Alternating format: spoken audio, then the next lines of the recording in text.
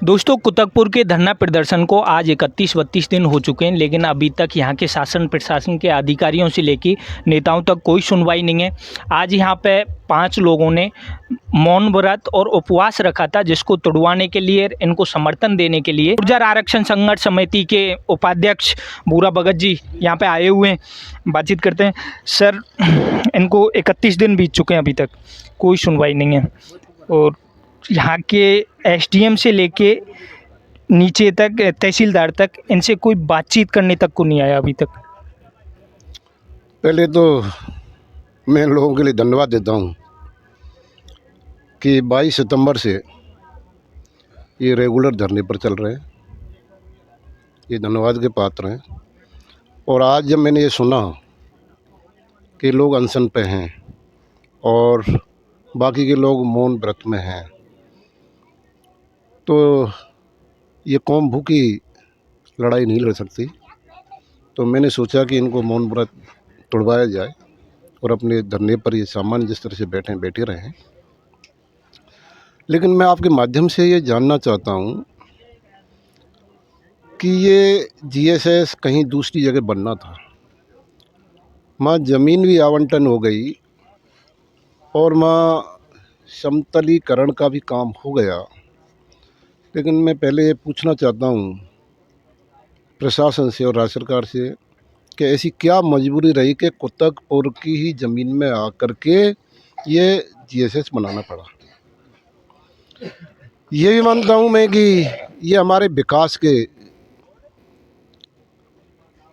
स्रोत हैं, लेकिन जब गांव वाले नहीं चाह रहे हैं और वो शिवाचक ज़मीन पर हम लोग गुजर हैं, हम गाय भैंस बकरी भेड़ रखने वाले हैं, तो हमको अपने मवेशी चराने के लिए ज़मीन चाहिए। जीएसएस हमारी जीविका को नहीं चलाएगा। हमारी जीविका, हम पशुपालक हैं, हमारी पशुओं से चलेगी। तो मैं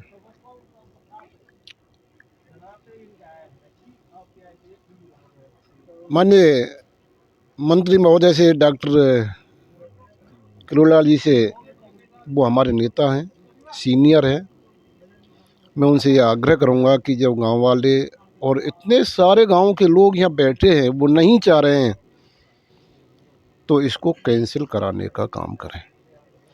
इसके साथ ही मैं मेरी एमएलए साहब से फ़ोन पर भी बात हुई है और उन्होंने बहुत सकारात्मक जवाब दिया है कि हम इसको सॉर्ट आउट करेंगे।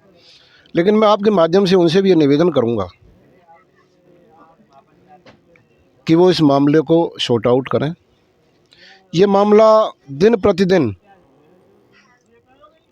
बढ़ता हुआ जा रहा है, लोगों में आक्रोश बढ़ रहा है और जिस धरने को 32 दिन हो गए और डॉक्टर साहब तो बहुत ही इन आंदोलनों के बारे में भलीभांति जानते हैं, वो हमारे नेता हैं, हमारे मंत्री हैं, उनको आकर के अनशन तोड़वा देना चाहिए, धरना समाप्त कर देना चाहिए। और यदि कोई तरह की इस तरह की हट लेकर के डॉक्टर साहब बैठे हैं, तो मैं डॉक्टर साहब,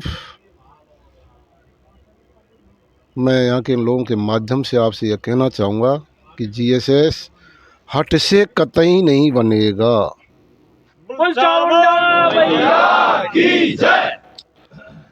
आपका हम सम्मान करते हैं, पूरी कौम आपका सम्मान करती है और इस कौम ने महुआ ही नहीं, सवाई माधोपुर भी जिताया है।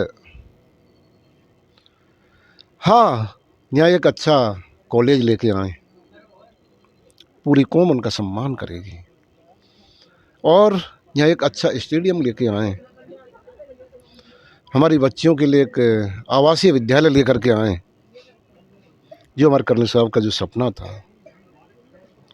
अरे अलग से बजट की आवश्यकता नहीं है डॉक्टर साहब, हमारे देवनारायण योजना से ही हमको एक हमारी बच्चियों के लिए आवासीय विद्यालय बनवा दो।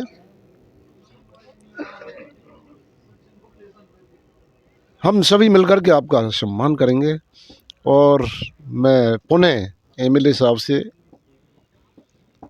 और मंत्री महोदय से, यहाँ कौम के माध्यम से मेरी समाज के माध्यम से ये निवेदन करूँगा कि इसको ज़्यादा खींचना घातक है। आप सत्ता में हैं, हम प्रजा में हैं। प्रजा जब बिगड़ती है तो शासन को झुकना पड़ता है। आपकी बात सच है भगत जी, लेकिन ये लोग 32 दिन से बैठे हुए हैं।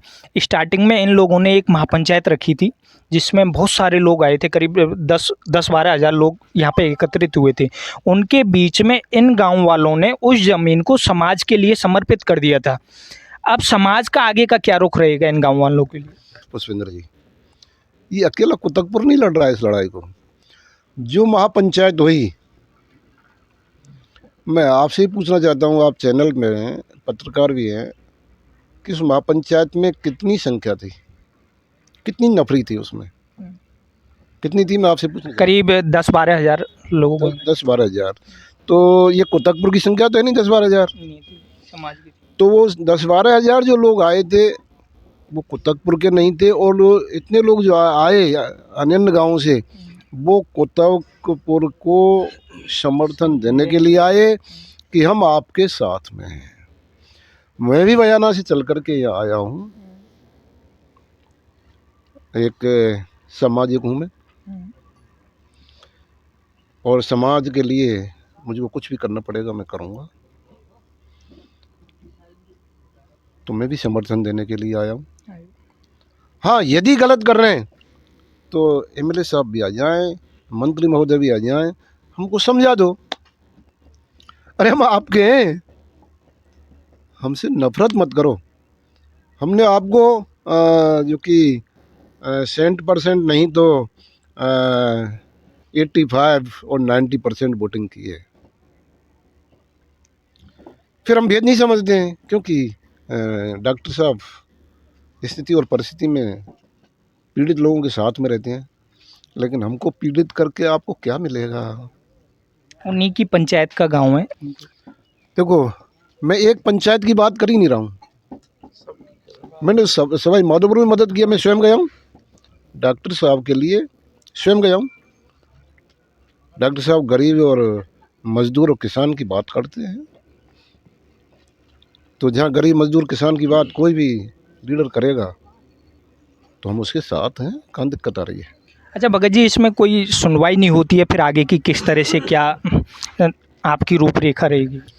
मैंने आपके माध्यम से माननीय मंत्री महोदय को, विधायक महोदय को निवेदन किया है कि इसको जितना ज़्यादा खींचेंगे उतना ही आक्रोश बढ़ रहा है। इसको संभाल लें। और पुष्पेंद्र जी, इस समय हमारा चल रहा है खेती का काम। हम खेतीहार हैं, हम किसान हैं। खेती के काम से फ्री होकर के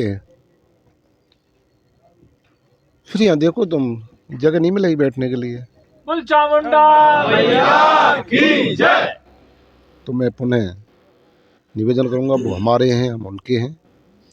आप सहयोग करें और जो यहाँ के क्षेत्र के लोगों की जो डिमांड है वो काम करें। और पुनः एक बात कह रहा हूँ कि इसको कैंसिल करा करके यहाँ एक अच्छा आवासीय विद्यालय लेके आएँ, कोई कॉलेज की स्थापना कराएं, एक स्टेडियम लेके आएं। और मैं तो ये कहूँगा कि आप यदि इसको निरस्त करा दिया और ये झगड़ा यहाँ नहीं रखा तो हम तो फिर जो कि मंत्री महोदय का और एमएलए साहब का स्वागत करेंगे यार। बहुत बहुत धन्यवाद भगत जी। दोस्तों, ये थे बूरा भगत जी, जिन्होंने साफ साफ यहाँ के नेताओं से लेकर के शासन प्रशासन के अधिकारियों को एक निवेदन के साथ साथ में चेतावनी भी दी कि जल्द से जल्द इनको सॉर्ट आउट किया जाए, जल्द से जल्द इनके धरने का, इसका जो भी इनकी मांग है उनको पूरी की जाए। ऐसी खबर हम आपको दिखाते रहेंगे। देखते रहिए दोस्तों बीपी मंदन के साथ।